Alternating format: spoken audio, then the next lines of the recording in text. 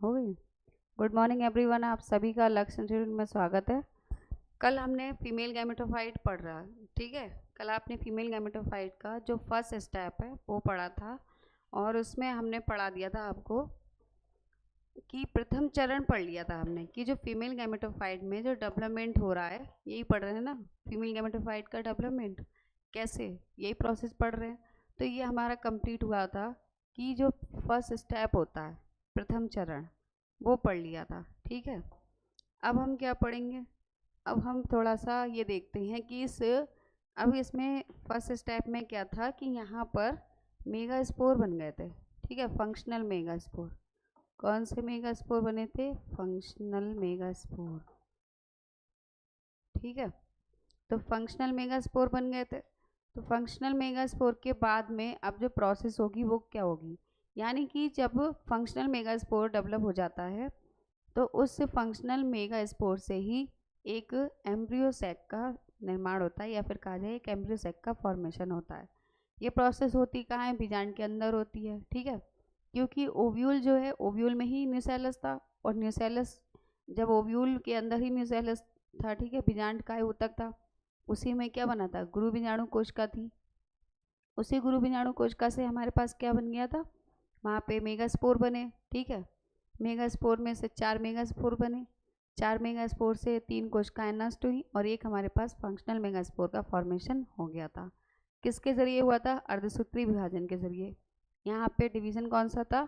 Meiosis था, ठीक है। म्योसिस डिवीजन से हुआ था ये सारा। अब देखते हैं आगे कि आगे की प्रोसेस क्या है। तो अब ये प्रक्रिया को पढ़ेंगे कि इसमें जो मेगा स्पोर है, फंक्शनल मेगा स्पोर, इसका चयन और इसका विकास प्रक्रिया क्या है, ठीक है। इसको लिख लेते हैं फंक्शनल, और क्रियाशील को इसकी जगह पे एक और इसका नाम है, उसको हम कहते हैं क्रियात्मक,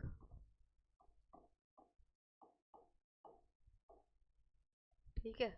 क्रियात्मक गुरु बीजाणु, फंक्शनल तो है ही, क्रियात्मक गुरु बीजाणु भी बोलते हैं हिंदी में। अब देखिए, ये जो प्रोसेस है आपकी मेगा स्पोरोजेनेसिस, ठीक है। मेगा स्पोरोजेनेसिस प्रोसेस क्या है, पढ़ा था अभी। अब इसके बाद मेगा गैमेटोजेनेसिस आएगा, ठीक है। मेगा गैमेटोजेनेसिस लिए आएगा क्योंकि मेगा मीन्स हो गया बड़ा, ठीक है, यानी गुरु, और गैमेट मीन्स हो गए युग्मक, जेनेसिस मीन्स फॉर्मेशन। कि अब इसमें जो फीमेल गैमेटोफाइट का फॉर्मेशन है वो किसके द्वारा होगा? मेगा गैमेटोजेनेसिस की प्रोसेस के द्वारा होता है, ठीक है।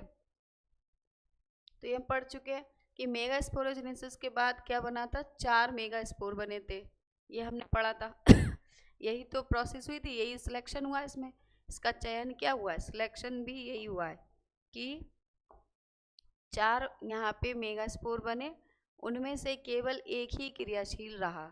इन चारों की अगर पोजीशन पूछी जाए कि ओव्यूल की किस पोजीशन पर ये चारों मेगा स्पोर होते हैं, तो आपको याद रखना है चलाजा एंड पर होते हैं, माइक्रोपाइल से चलाजा एंड की ओर होते हैं।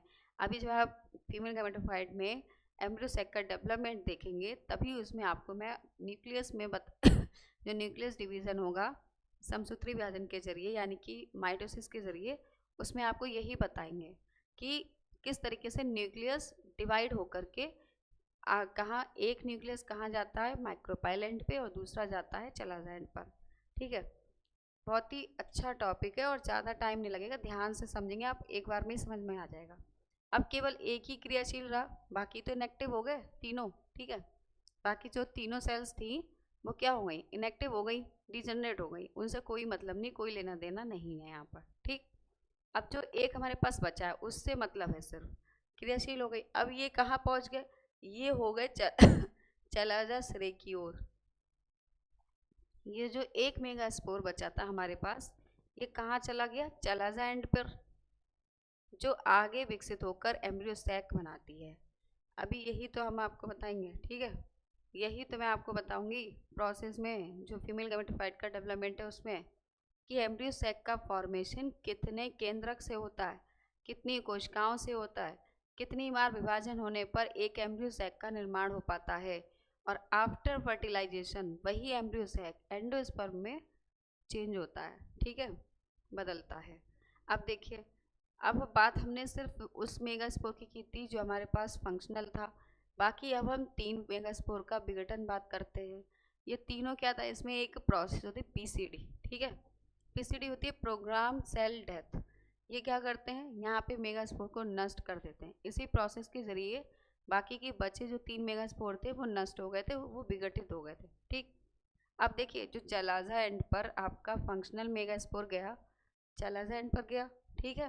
वो पता ही पता कि बीजांड में जो ओव्यूल में बीजांड का ऊतक यानी न्यूसेलस होता है। न्यूसेलस के अंदर पोषण मतलब आवश्यकता अनुसार, आवश्यकता से अधिक पोषण भरा होता है, फूड स्टोर होता है। वो फूड स्टोर उस एम्ब्रियो सैक को क्या करता है, पोषक न्यूट्रिशन प्रदान करता है, या फिर कहा जाए पोषक तत्वों की पूर्ति करता है, ठीक है। अधिक मात्रा में, प्रचुरता का मतलब यहाँ पे लिखिए कि अधिक मात्रा में फूड स्टोर होता है। फिर न्यूसेलस से पोषण प्राप्त करने की स्थिति अनुकूल होती है। ये क्वेश्चन अभी मैंने यही बोला था आपसे कि जो न्यूसेलस है वो क्या काम कर रहा है, इस एम्ब्रियो सैक को पोषण प्रदान कर रहा है बहुत ही अच्छी तरीके से। उसमें जब तक वह एम्ब्रियो सैक एंडोस्पर्म में परिवर्तित नहीं हो रहा है, चेंज नहीं हो रहा है, तब तक बहुत अच्छे से उसको पोषण दे रहा है। अब क्वेश्चन आपका यही इसमें एक बनता है जो कल मैंने पूछा था आपसे सबसे पहले कि क्रियाशील मेगा स्पोर की, एक क्वेश्चन आपका जो नीट का प्रश्न है, ठीक है, जो काफ़ी एग्जाम में पूछा जाता है जो क्रियाशील मेगा स्पोर है वो किस सिरे पर स्थित होता है। पहले मैंने पूछा था कि जो मेगा स्पोर होते हैं वो किस ओर रहते हैं, माइक्रोपाइल से चलाजा एंड की तरफ के लिए जाते हैं वो, ठीक है। बाकी लेकिन 3 तो नष्ट हो गए, हमारे पास तो एक ही बचा, 3 तो डीजनरेट हो गए। अब जो एक बच्चा है वो कहाँ जा रहा है, तो वो हमारा जा रहा है चलाजा एंड पर। तो उसका नाम हमने क्या रखा है, जो क्रियाशील मेगास्पोर है, ठीक है। नामकरण करते हैं ना सबका, वैसे ही इस वाले मेगास्पोर का नाम रख दिया कि क्रियाशील मेगास्पोर। अब पूछा जाए आपसे कि ये किस सिरे पर होता है, किस सिरे पर इससे होता है। अब सिरे की बात करें तो ये कहाँ पे पूछा जा रहा है, ओव्यूल में पूछा जा रहा है, ठीक है। देखिए ओव्यूल में किस सिरे पर स्थित होता है ये बताना है। ओव्यूल में किस सिरे पर स्थित होता है, या फिर कहें कि बीजांड में, तो ये चलाजा सिरे पर होता है, यानी चलाजर एंड पर। अब इसको इंग्लिश में बोलते हैं चलाजल या फिर चलाजा, हिंदी में बोलते हैं निभाग। ये क्वेश्चन आपका काफ़ी आता है पेपर में, ठीक है, वेरी शॉर्ट में भी आता है और एमसीक्यू में भी आता है। अभी आप ओव्यूल पढ़ोगे जब, तो उसमें भी ये चलाजा, माइक्रोपाइल, ये सारे इंपॉर्टेंट पार्ट हैं उसके ओव्यूल के, तो ये आपके एग्ज़ाम में पूछे ही जाते हैं, ठीक है। अब आगे बढ़ते हैं, देखिए अभी तक हमने बात सिर्फ की थी मेगा स्पोरोजेनेसिस की, ठीक है, यानी मेगा स्पोर का फॉर्मेशन। जेनेसिस मीन्स तो निर्माण हो गया, फॉर्मेशन, तो हमारे पास मेगा स्पोर का फॉर्मेशन हो गया, यानी मेगा स्पोरोजेनेसिस प्रोसेस पूरी हुई। अब हमें क्या करना है, अब हमें गैमीट का फॉर्मेशन करना है, यानी फीमेल गैमीट का फॉर्मेशन। तो फीमेल गैमीट का फॉर्मेशन करने के लिए मेगा स्पोर ही चाहिए, क्योंकि मेगा स्पोर हमने बना लिया क्रियाशील वाला, ठीक है। जो फंक्शनल मेगा स्पोर है वो हमने कंप्लीट कर लिया है। तो अब वो प्रोसेस थोड़ा सा आगे बढ़ेगी और नेक्स्ट स्टेप रहेगा कि मेगा गैमेटोजेनेसिस। नेक्स्ट स्टेप हमारा क्या रहेगा, मेगा गैमेटोजेनेसिस। इसका मतलब क्या होता है, अभी मैंने बताया था कि ये वह प्रक्रिया है जिसमें जो फंक्शनल मेगा स्पोर है, ठीक है, उसी से हम क्या करते हैं, फीमेल गैमेटोफाइट का यानी कि मादा युग्मकोद्भिद का विकास करते हैं। और ये प्रोसेस कहाँ हो रही है, ये प्रोसेस हो रही है एम्ब्रियो सैक में हो रही है, भ्रूण में हो रही है, ठीक है। इसे हिंदी में कहते हैं एम्ब्रियो सैक और इंग्लिश में भी भ्रूण कोश कहेंगे, ठीक है ये कहाँ से खुल गया,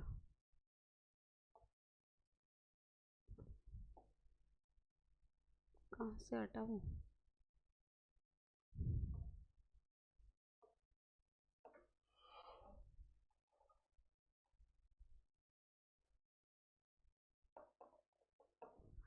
कि मेगा गैमेटोजेनेसिस है, ठीक है, इसको देख लेते हैं। ये बताया मैंने कि जो मेगा गैमेटोजेनेसिस होती है उसमें फीमेल गैमेटोफाइट का डेवलपमेंट है, किस प्रोसेस के द्वारा हो रहा है, प्रोसेस इसमें हो रही है मेगा गैमेटोजेनेसिस, ठीक है। अब इसमें क्या कह रहे हैं, जो फंक्शनल मेगा स्पोर होते हैं उसी से फीमेल गैमेटोफाइट बोलते हैं, या उसी को हम एम्ब्रियो सैक बोलते हैं, ठीक है। एम्ब्रियो सैक का डेवलपमेंट होता है। और बता भी दिया कि ये प्रोसेस कहाँ हो रही है, ये प्रोसेस ओव्यूल में होती है। अब ये प्रोसेस किसके ज़रिए कंप्लीट होती है, 2 ही डिवीज़न चल रहे हैं, ठीक है। अभी तक की पूरी प्रोसेस में आपने पढ़ा कि जो मेगा स्पोरोजेनेसिस थी उसमें हमने डिवीज़न लिया था मियोसिस का, यानी अर्धसूत्री विभाजन का। अब यहाँ पे क्या है, हमारे पास मेगा गैमेटोजेनेसिस यानी गैमीट का फॉर्मेशन करना है। तो वहाँ पे तो हमने अर्धसूत्री विभाजन के जरिए गुणसूत्रों की संख्या आधी कर दी थी, लेकिन यहाँ पे हमें क्या करना है, अब गैमीट बनाना है यानी कि मादा युग्मक का फॉर्मेशन करना है। तो यहाँ पे हम समसूत्री विभाजन लेंगे, ठीक है। क्या चलेगा इसमें, माइटोसिस डिवीजन चलेगा, जिसके ज़रिए क्या होगा, कोशिका विभाजन होता है, ठीक है। इन्हीं 2 प्रोसेस के ज़रिए सेल डिवीज़न होता है, बात याद रखेंगे। और ये फर्स्ट ईयर में भी पढ़ा होगा अगर ध्यान दिया होगा तब। अब देखिए इसमें, अब ये जो प्रोसेस है यहाँ पर, ठीक है, पहले भी बताया था कि जो जो समसूत्री विभाजन होता है उसमें क्या होता है, पहले देख लेते हैं। जो समसूत्री विभाजन होता है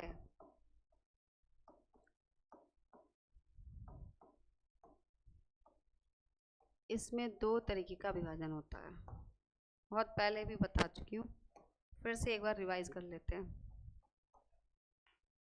एक होता है केंद्रक विभाजन, ठीक है, ये क्या हो गया, केंद्रक विभाजन।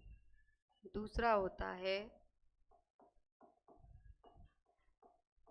कोशिका द्रव्य विभाजन।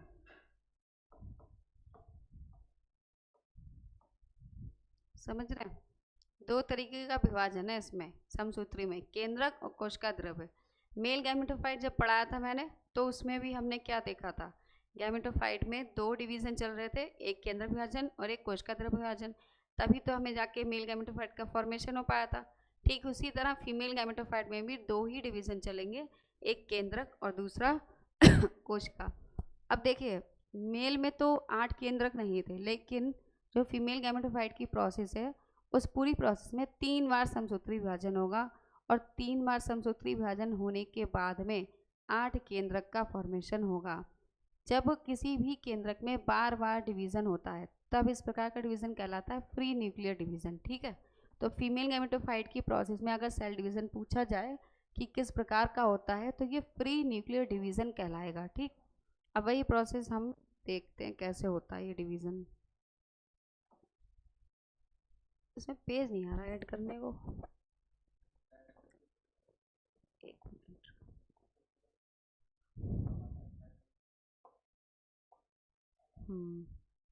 सेव हो जाएगा, समझाना पड़ेगा मुझे।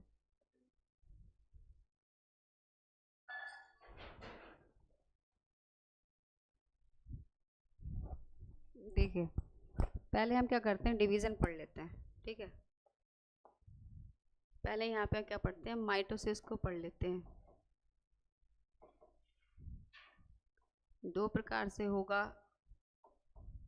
क्योंकि डिवीजन नहीं पढ़ेंगे तो आप इसमें कुछ समझ ही नहीं पाएंगे क्या हो रहा है। पहला आपका क्या, केंद्रक विभाजन, ठीक है।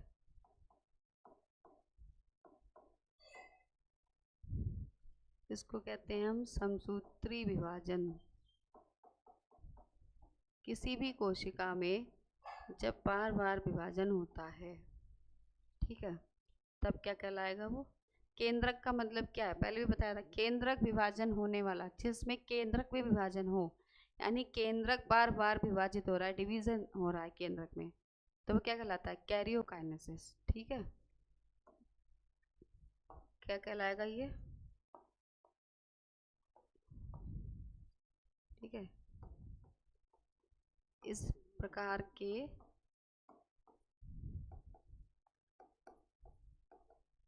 क्लियर दिख रहा है, इस प्रकार के डिवीजन में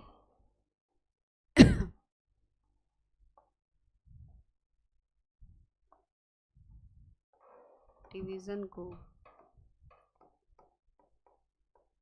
कैरियोकाइनेसिस कहते हैं, ठीक है। इस प्रकार के डिवीजन को कैरियोकाइनेसिस कहते हैं। अब इसमें क्या है, केंद्रक विभाजन है ना, ठीक है, केंद्रक विभाजित हो गया। अब केंद्रक विभाजन, जो केंद्रक है वो कहाँ होता है? कोशिका के अंदर होता है, ठीक है, कोशिका के अंदर ही केंद्रक पाया जाता है। तो केंद्रक विभाजित हो गया। अब जो बची हुई क्या होती हैं? कोशिकाएं होती हैं, जो बची हुई सेल्स होती हैं, ये लेना ग्रीन, जो बची हुई कोशिकाएं होंगी वो क्या होंगी? वो किस प्रकार का डिवीजन कहलाएगा? कोशिका द्रव्य डिवीजन या फिर साइटोप्लाज्म, ठीक है, कोशिका द्रव्य विभाजन। कोशिका द्रव को हम कहते हैं साइटोप्लाज्म, इसीलिए साइटोकाइनेसिस हो गया। काइनेसिस का मीन्स ही होता है कि किसी भी चीज़ का विभाजन होना और विभाजित हो करके नई चीज़ का निर्माण करना या नई चीज़ का बनना, ठीक है, फॉर्मेशन कह सकते हैं हम। अब क्या होता है कि केंद्रक के बाद या फिर लिख सकते हैं हम कि शेष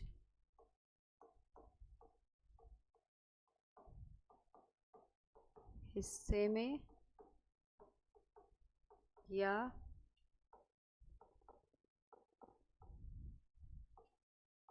बची हुई कोशिकाओं का विभाजन।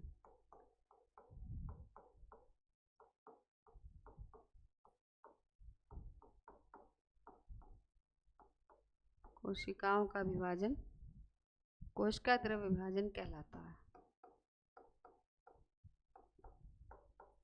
कोशिका द्रव्य विभाजन कहलाता है। आवाज सही आ रही है? कोशिका द्रव्य विभाजन कहलाता है। अब केंद्रक के टाइप के डिवीजन को हमने क्या बोला था यहाँ पे? कैरियोकाइनेसिस, ठीक है। जो केंद्रक के टाइप का डिवीजन है वो तो हो गया कैरियोकाइनेसिस। अब कोशिका द्रव के विभाजन को क्या बोलते हैं? देखिए, इस प्रकार का डिवीजन या फिर इस प्रकार के डिवीजन को, इस प्रकार के डिवीजन को साइटोकाइनेसिस बोलते हैं। साइटोकाइनेसिस कहते हैं, ठीक है। इस तरीके से होता है समसूत्री विभाजन। समझ रहे हैं हम कि समसूत्री विभाजन में केंद्रक विभाजन, कोशिका द्रव्य विभाजन साथ साथ चलते हैं। अब जो कि मैंने बताया था कि जो अर्धसूत्री विभाजन होता है उसमें एक जो डिप्लॉइड सेल होती है, ठीक है, द्विगुणित जो कोशिका होती है वो डिवाइड होती है 1 से 4 कोशिका में, ठीक है। एक द्विगुणित कोशिका से 4 आगुणित कोशिकाओं का निर्माण होता है। बट यहाँ पे क्या है? ये समसूत्री विभाजन है। अब जिस भी कोशिका में जो डिवीजन होगा वो आगुणित होगी, ठीक है। हमारे पास फंक्शनल मेगास्पोर है, वही प्रोसेस आगे चलेगी, अब वही फीमेल गैमेटोफाइट को बनाएगा। तो जो फंक्शनल हमारे पास जो फंक्शनल मेगास्पोर है वो कैसा है? आगुणित है। तो जब वो हैप्लॉइड है तो यहाँ पे क्या होगा समसूत्री विभाजन में कि यहाँ पे जो सेल होगी, ठीक है, वो 1 से 2, 2 से 4, 4 से 8 इस तरीके से डिवाइड होगी, ठीक है। ये सेव हो गया होगा ना सर?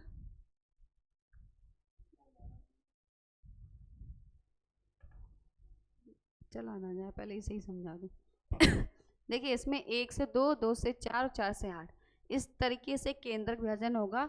और केंद्रक यहाँ पे इसीलिए जो फीमेल गैमेटोफाइट का डेवलपमेंट यानी जो स्ट्रक्चर आएगा एम्ब्रियो सैक का, उसमें 8 केंद्रक होंगे। कितने होंगे? 8 केंद्रक, यानी उसमें इतनी बार समसूत्री विभाजन होगा जो कि 8 केंद्रक का फॉर्मेशन करेगा। और इस प्रकार के डिवीज़न को या सेल डिवीज़न को हम बोलते हैं फ्री न्यूक्लियर डिवीज़न। न्यूक्लियर में हो रहा है ना, तो इसलिए क्या कहलाएगा? Free nuclear division. अब देखते हैं, देखिए इसमें ये लिखा ना कि 1 से 2, 2 से 4, 4 से 8 केंद्रक अवस्थाएं आएंगी, ठीक है। तो हम पहली अवस्था को देख लेते हैं। अब फर्स्ट स्टेप को देख के चलते हैं। जो पहला स्टेप है केंद्रक अवस्था, ठीक है, प्रारंभिक चरण। केंद्रक अवस्था में क्या होगा कि जो एम्ब्रियो सैक है, ठीक है, उस एम्ब्रियो सैक में एक ही केंद्रक है। अब समझ लीजिए कि कोई हमारे पास एक ऐसा बॉक्स है, उस बॉक्स में हम छोटे छोटे बहुत सारे बॉक्स रखेंगे, ठीक है। एक बड़ा बॉक्स लेंगे, उसके अंदर छोटे छोटे बॉक्स को रखेंगे। तो उसी तरीके से क्या होगा कि यहाँ पे हमारे पास एक एम्ब्रियो सैक है जिसके अंदर एक केंद्रक है, जो कि हमारी क्या है, मेगा स्पोर है। क्या है, फंक्शनल मेगा स्पोर है, जो कि आगुणित है। अब आगुणित है तो अब क्या होगा, जो मेगा स्पोर हमारे पास है उसके अंदर एक ही केंद्रक है, और एक केंद्रक का जब डिवीज़न होगा तो उस एक केंद्रक से दो केंद्रक का फॉर्मेशन होगा। ठीक है, अब कैसे होगा यही दिखाते हैं। देखो,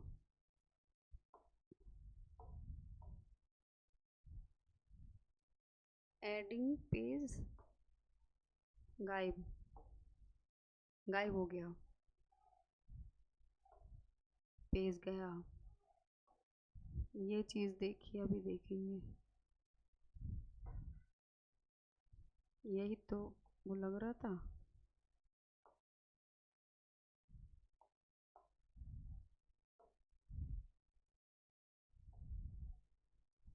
यही गड़बड़ी हो रही है।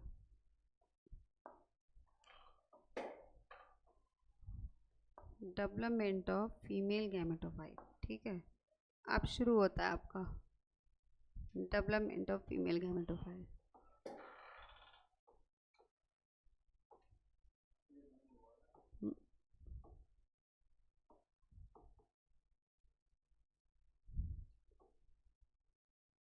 Female gametophyte. अब यहाँ से आपका क्या शुरू हो गया, डेवलपमेंट ऑफ फीमेल गैमेटोफाइट। समझ रहे हो आप? अब देखिए, डेवलपमेंट तो हो रहा है क्योंकि मेरे पास क्या है, क्रियाशील मेगास्पोर है। ठीक है, क्रियाशील मेगास्पोर है। तो अब हम चलते हैं फर्स्ट स्टेप से। स्टेप नंबर हमारे पास 1, जो स्टेप नंबर 1 है उसमें क्या बता रहे हैं, स्टेप नंबर 1 में कि क्या हो रहा है, स्टेप नंबर 1। अब हमारे पास ये एक स्ट्रक्चर है बढ़िया सा, जिसका नाम रख लेते हैं केंद्रक। ठीक है, और इसके अंदर एक केंद्रक है। यही बात अभी कर रही थी मैं कि हमारे पास एक बढ़िया सा स्ट्रक्चर है जिसका नाम कर लेते हैं। अब इसका नामकरण करते हैं। नामकरण क्या है इसका, फंक्शनल मेगास्पोर। यही नामकरण करते हैं। देखिए क्या है नामकरण, फंक्शनल मेगास्पोर। ठीक है, मेगा स्पोर, ये फंक्शनल मेगास्पोर है, यानी क्रियाशील गुरु बीजाणु। ठीक, जो कि आगुणित है। ये मैंने बोल दिया था पहले ही कि आगुणित है, इसके अंदर एक ही केंद्रक प्रेजेंट है। अब इसका करते हैं हम डिवीजन। ठीक है, अब देखिए समसूत्री विभाजन करेंगे। चलो, डिवीजन मैंने पहले ही बता दिया कौन सा होगा इसमें, समसूत्री। कलर कोई अच्छा सा लेते हैं, ये ठीक है। समसूत्री विभाजन, ठीक है, या फिर माइटोसिस भी माइटोसिस भी लिख सकते हैं। केंद्रक में हो रहा है इसलिए क्या लिखेंगे नीचे, केंद्रक विभाजन। ठीक है, केंद्रक में कर रहे हैं ना हम, न्यूक्लियर डिवीजन चल रहा है, फ्री न्यूक्लियर डिवीजन। इस प्रकार के डिवीजन को क्या कहेंगे, फ्री न्यूक्लियर डिवीजन। ठीक है, अब देखिए केंद्रक डिवाइड होगा तो अब इस स्ट्रक्चर में क्या चेंजेस होंगे बताइए। ये जो स्ट्रक्चर बनेगा जो एम्ब्रियो सैक का, वो तो ऐसे ही बनेगा, लेकिन चेंज क्या होगा, चेंज ये होगा कि जो इसका न्यूक्लियस है, ठीक है, इसके अंदर जो न्यूक्लियस प्रेजेंट है वो डिवाइड होगा। समझ में आ रहा है, दो समान बराबर भागों में एक ही न्यूक्लियस है, जब डिवाइड होगा तो जैसे दो चीज़ है, ठीक है, ऐसे एक चीज़ है और उसको जब हम डिवाइड करते हैं बिल्कुल बराबर भागों में, तो उसी तरीके से ये समान बराबर भागों में डिवाइड होगा। समान बराबर भागों में जब ये डिवाइड होगा तो ये न्यूक्लियस कहाँ पर प्रेजेंट है, ये प्रेजेंट कहाँ पर था, मैंने बोला था चलेजा एंड पर है। ठीक है, जब डिवाइड होगा तो एक तो न्यूक्लियर डिवीजन आ जाएगा माइक्रोपाइल एंड पे और दूसरा चला जाएगा चलाजा एंड पर। इसको हम कहते हैं निवाक सिरा। ये आपकी नॉलेज के लिए मैं यहाँ पे लिख दे रही हूँ। ठीक है, इसको चलाजा एंड बोलते हैं और ये एंड आपका हो गया माइक्रोपाइल। माइक्रोपाइल या फिर इसे हिंदी में बोलते हैं बीजांड द्वार। समझ में आ रहा है? 2 समान बराबर भागों में ये पहुंच जाएगा। एक ही न्यूक्लियर है ये, ठीक है। और कितने हमें बनाने? 8 बनाने हैं। 8 आपको न्यूक्लियर डिवीजन करना है। अब ये हो गया। अब इस प्रकार की संरचना को हम क्या बोलेंगे? इसको 2 केंद्रक है ना, तो क्या बोलेंगे? 2 केंद्रकीय भ्रूण कोश।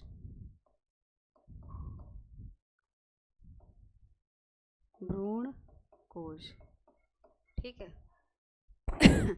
या फिर एम्ब्रियो सैक लिख सकते हैं आप। भ्रूण कोश, भ्रूण पोष बनेगा, लेकिन कब?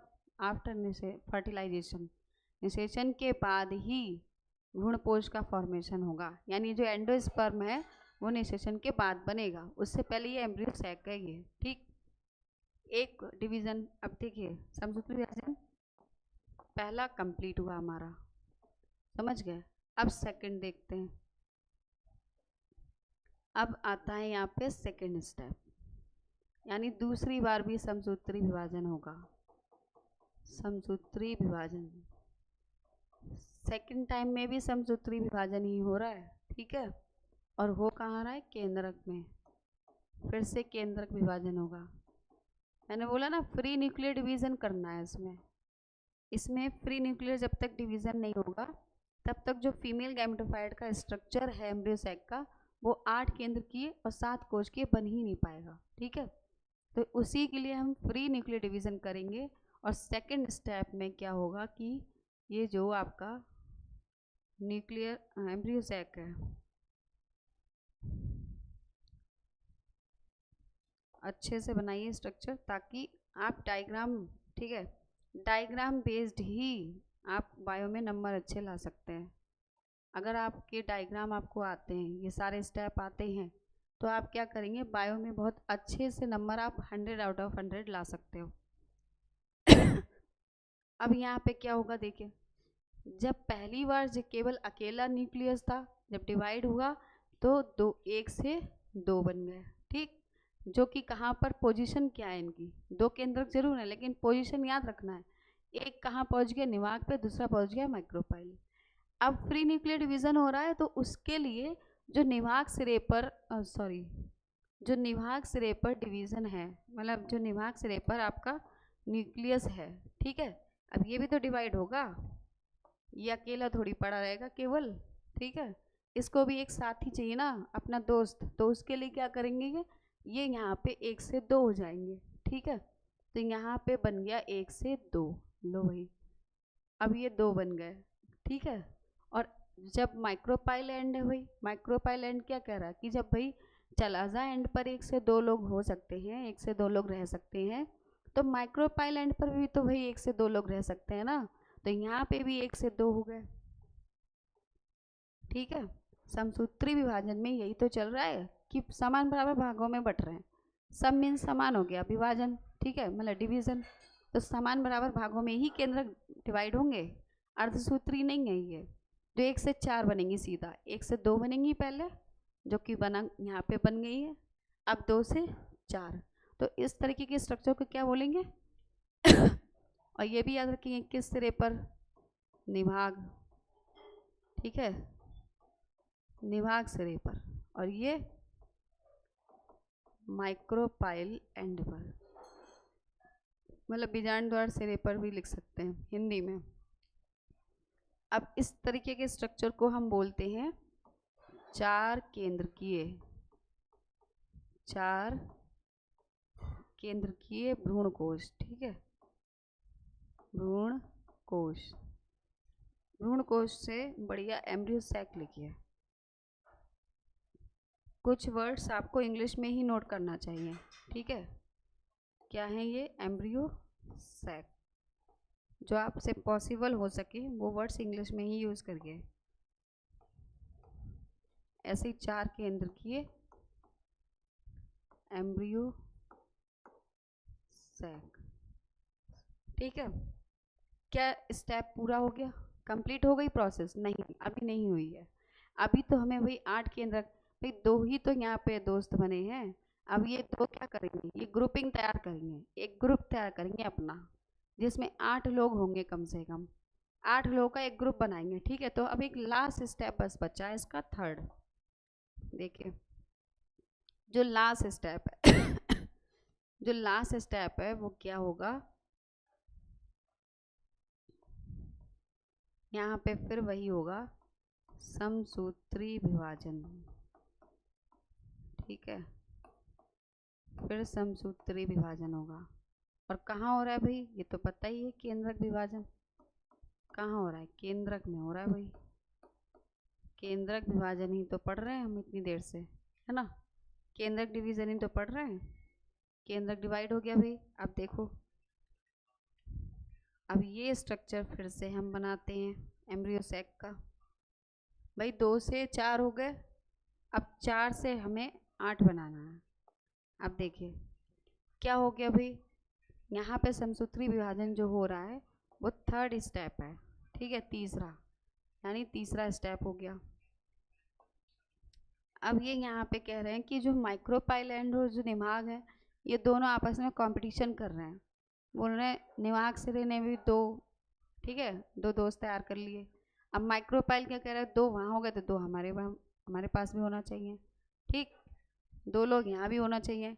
अब निवाहक सिरे पे फिर से क्या होगा, डिवीज़न होगा इन 2 में, और ये 2 से यहाँ पर 4 स्ट्रक्चर बन जाएंगे, समझ रहे हैं फ्री न्यूक्लियर डिवीज़न हो रहा है ये, फ्री एकदम, ठीक है। बार बार डिवाइड होगा केंद्रक, इतनी बार डिवाइड होगा कि वो सीधे 8 केंद्रक का स्ट्रक्चर तैयार कर लेगा। तो यहाँ पे हो गए 4 लोग। अब माइक्रोपाइल क्या बोल रहे हैं कि भाई निवाग ने तो 4 लोग बना लिए, यानी 4 लोग की ग्रुपिंग तैयार कर ली, तो अब हम कैसे पीछे रह सकते हैं भाई, बराबरी कर रहा है ना समसूत्री विभाजन से। तो इसीलिए यहाँ पर भी ये तो निवाग सिरे की बात हो गई। अब इसीलिए जो माइक्रोपाइल है वो भी कह रहा है हम ही यहाँ पे 4 लोग करेंगे। ये आपका माइक्रोपाइल एंड है,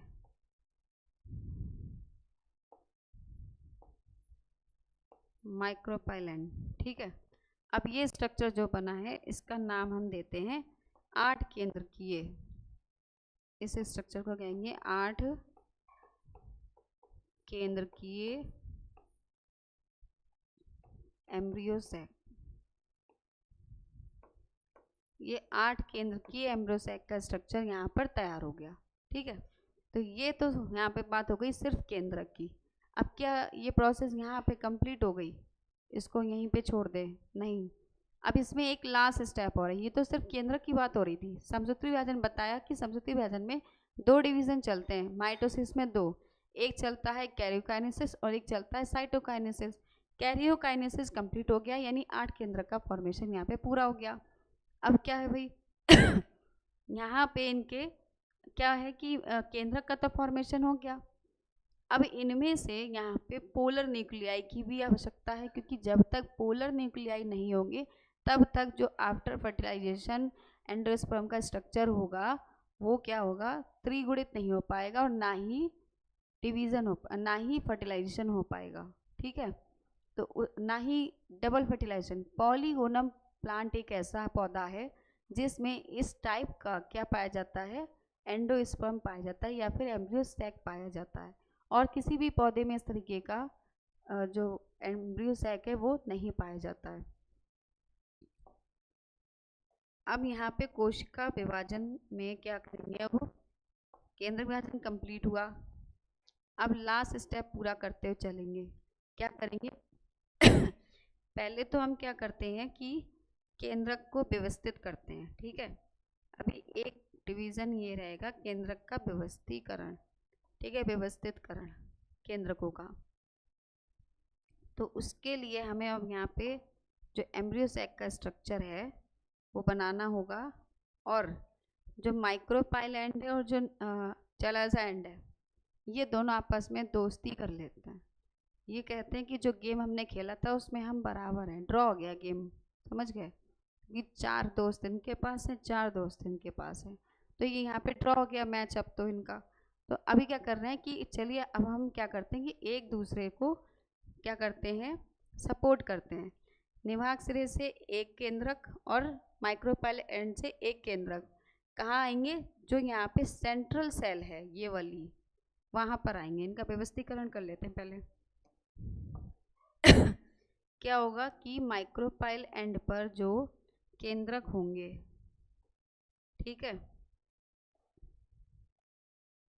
जो माइक्रोपाइल एंड पर केंद्रक होंगे वो एक केंद्रक वो बीच में लेके आएंगे, यानी कि सेंट्रल सेल में, क्योंकि पोलर न्यूक्लियाई का फॉर्मेशन करना है, जिसकी वजह से हमें सेंट्रल सेल को भी केंद्रक देना होगा। ठीक है, इस तरीके से। अब ये भ्रूण जो एम्ब्रियो सैक है, ठीक है, इस स्ट्रक्चर में क्या हो गया कि ये कंप्लीट हुआ है यहाँ पे अभी, लेकिन जब तक इसमें कोश का द्रव विभाजन नहीं होगा, साइटोप्लाज्म डिवीजन। अब साइटोप्लाज्म डिवीजन देखते हैं। ये है आपका लास्ट डिवीजन, जिसको हम कहते हैं कोश का द्रव्य विभाजन। ठीक है, और किस लिए हो रहा है? भित्ति निर्माण के लिए, यानी कि सेल के फॉर्मेशन के लिए, भित्ति निर्माण के लिए। अब स्ट्रक्चर आपका फाइनल स्ट्रक्चर तैयार होगा एम्ब्रियो सैक का। कहाँ बनाए इसे? ऊपर लिख देते हैं इसको।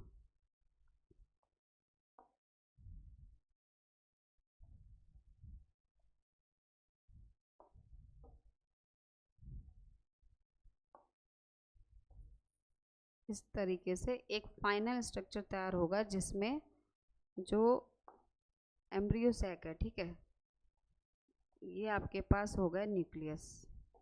अब यहाँ पे भित्ति का फॉर्मेशन होगा। ठीक है, इस तरीके से जो स्ट्रक्चर ये बन गया, ये बना है फुल आपका एम्ब्रियो सैक, जो मैच्योर एम्ब्रियो सैक होता है, यानी फीमेल गैमेटोफाइट। ठीक है, क्या है ये है आपके पास मैच्योर एम्ब्रियो सैक। जब यहाँ पे कोशिका द्रव विभाजन हुआ, भित्ति निर्माण, तो स्ट्रक्चर में 7 सेल का फॉर्मेशन होगा। ठीक है, यानी ये स्ट्रक्चर पूरा क्या कहलाएगा? 7 कोशिकीय। यहाँ पे लिखती हूँ मैं इसको। ये स्ट्रक्चर जो कहलाएगा वो कहलाएगा 7 कोशिकीय और 8 केंद्रकीय। ठीक है, ये हो गया, ये स्ट्रक्चर है आपका 7 कोशिकीय 8। इसमें जो सेल बनेंगी ऊपर वाली जो निवाहक सिरे पर, वो कहलाती हैं एंटीपोडल सेल। क्या कहलाती हैं? Antipodal cell. और जो नीचे यहाँ पे आप देख रहे हो, ये छोटी वाली जो होती है, ये सिनर्गेट सेल कहलाती हैं। सिनर्गेट सेल। इसमें एक बड़ी कोशिका होती है जिसको हम कहते हैं, जिसको हम कहेंगे एग सेल, जो आगे चल के क्या करेगी? ये कहलाएगी एग सेल। फर्टिलाइजेशन में हेल्प होगी इससे। ठीक है, अब सेंटर में क्या है हमारे पास? 2 पोलर न्यूक्लियाई। ये कहलाएंगे ध्रुवीय केंद्रक। इनको हम कहेंगे ध्रुवीय केंद्रक। 2 ध्रुवीय केंद्रक। इसमें 2 ध्रुवीय केंद्रक का फॉर्मेशन इसलिए होता है क्योंकि इस प्लांट के, यानी इस पॉलीगोनम के पौधे में डबल फर्टिलाइजेशन होता है। सिंगल फर्टिलाइजेशन नहीं, क्या होगा? डबल फर्टिलाइजेशन, जिसके लिए 2 ध्रुवीय केंद्र की आवश्यकता पड़ती ही पड़ती है। ठीक है, और इसीलिए इस स्ट्रक्चर में जो एम्ब्रियो सैक का जो स्ट्रक्चर तैयार हुआ है, ये ध्रुवीय केंद्रक डबल होने की वजह से ही जो भ्रूण पोष की यानी एंडोस्पर्म का जो स्ट्रक्चर बनेगा फर्टिलाइजेशन के बाद, वो त्रिगुणित होता है। ठीक है, तो द्विगुणित तो एम्ब्रियो सैक ही है, द्विगुणित क्या एम्ब्रियो सैक का स्ट्रक्चर है। और एक जो ये बीच में, आप देखिए सेल काउंट कर लीजिए यहाँ पे, 1 2 3 4 5 6, और ये बीच वाली जो सेल है ये आपकी कहलाती है सेंट्रल सेल। ठीक है, ये क्या कहलाती है? सेंट्रल सेल, या फिर इसको केंद्रकीय सेल कहते हैं। तो इस तरीके से हमारे पास भ्रूण पोष या एम्ब्रियो सैक का जो स्ट्रक्चर बनता है, यानी एक जो मैच्योर फीमेल गैमेटोफाइट का डेवलपमेंट हुआ, वो 7 कोशिकीय और 8 केंद्रकीय स्ट्रक्चर बनता है। ठीक है, इसको देख लेते हैं एक बार। यही स्टेप आपको मैंने इसमें बताए थे। कहाँ गया वो? तो एम्ब्रियो सैक खुल गया, ये रहा। जिसमें फर्स्ट स्टेप हमने पूरा कर लिया, केंद्रक अवस्था आ गई, ठीक है। सेकंड स्टेप में वही प्रथम विभाजन होगा आपके क्रियाशील मेगास्पोर के केंद्रक में, समसूत्री विभाजन करता है, दोनों केंद्रक विपरीत ध्रुवों की ओर गति करते हैं, एक माइक्रोपाइल छोर और दूसरा चलासा छोर पर, जो मैंने अभी आपको डायग्राम में दिखाया, ठीक है। और इस समय जो एम्ब्रियो सैक का आकार है, यानी जो उसका एम्ब्रियो सैक का शेप है, उसमें क्या हो रहा है, डेवलपमेंट हो रहा है। इसीलिए फिर थर्ड स्टेप 4 केंद्रक अवस्था आती है। सेकंड डिवीजन जब होता है तो दोनों ध्रुवों पर एक केंद्रक क्या होते हैं, पुनः समसूत्री विभाजन करते हैं और प्रत्येक ध्रुव पर 2-2 केंद्रक हो जाते हैं, माइक्रोपाइल छोर पर 2 और चलासा छोर पर 2। ये भी मैंने अभी डायग्राम के जरिए आपको बताया। एम्ब्रियो सैक का विस्तार जारी रहता है, इसी तरीके से एम्ब्रियो सैक क्या है, बढ़ता रहता है। फिर नेक्स्ट आपका आता है फोर्थ वाला यानी लास्ट स्टेप, जिसमें होते हैं 8 केंद्रक, चारों केंद्रक तृतीय समसूत्री विभाजन करते हैं। जब चारों में तृतीय समसूत्री विभाजन होता है तो 4 केंद्रक बनते हैं और प्रत्येक ध्रुव से एक एक केंद्र में आकर ध्रुवीय केंद्रक बनाते हैं। जब आपका 8 स्ट्रक्चर तैयार हो जाता है 8 केंद्रक का, तो एक एक केंद्रक बीच में आके क्या बना लेते हैं, ध्रुवीय केंद्रक। और ये पॉलीगोनम टाइप का 7 कोश की 8 केंद्र की एम्ब्रियो सैक बनता है, ठीक है। जो पॉलीगोनम पौधा है जिसमें सबसे पहली बार इस प्रकार के एम्ब्रियो सैक को देखा गया, इसीलिए ये जो भ्रूण का परिवर्धन है वो पॉलीगोनम प्रकार का भ्रूणकोश परिवर्धन कहलाया। तो आज के लिए मैं इतना ही रख रही हूँ, कल फिर हम इस एम्ब्रियो सैक के बारे में बात करेंगे, ठीक है। कल की क्लास में आपको ये एम्ब्रियो सैक का पढ़ाया जाएगा कि एम्ब्रियो सैक में जितने भी आपने फंक्शंस यहाँ पे देख रहे हो, जितने भी पार्ट इनको एक एक करके हम कल पढ़ेंगे। तो कल आप क्या पढ़ेंगे, नया टॉपिक आपका रहेगा एम्ब्रियो सैक का या फिर सैक की संरचना। ये टॉपिक हम कल पढ़ेंगे। आज की क्लास में यहीं पर एंड कर रही हूँ, कल मिलते हैं एक फिर नई क्लास के साथ।